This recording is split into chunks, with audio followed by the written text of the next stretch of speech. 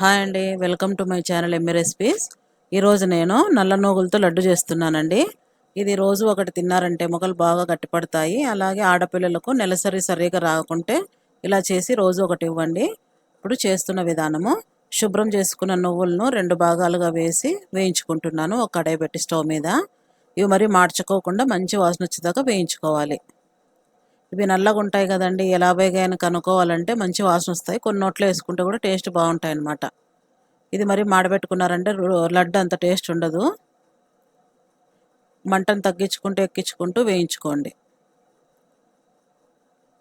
నేను 2 భాగాలుగా చేసుకొని వేయించుకుంటున్నాను. ఇలా బాగా వేగాక చిటపటని ఎగురుతున్నాయి కదా, ఒక తట్టలోకి వేసేసుకొని చల్లారబెట్టుకుందాము.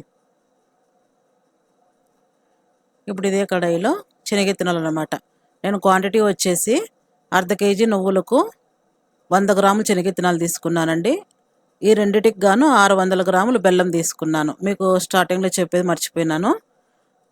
అలాగే శనగిత్తనాలు ఎర్రగా అయ్యాయి కదండి, ఇవి చల్లార్చుకొని బెల్లం సన్నగా కొట్టిపెట్టుకొని ఇప్పుడు మిక్సీకి వేసుకుందాం. చల్లారబెట్టుకున్నటువన్నీ ఇలా నువ్వులు బాగా మెత్తగా ఆడించుకొని ఒక తట్టలోకి వేసుకొని, శనగిత్తనాలు కూడా మెత్తగా ఆడించుకొని అవి కూడా అన్నీ విడివిడిగా ఆడించుకొని అన్నీ ఒక తట్టలోకి వేసుకొని అన్నీ కలిసేలా కలుపుకోవాలి చేత్తో బాగా.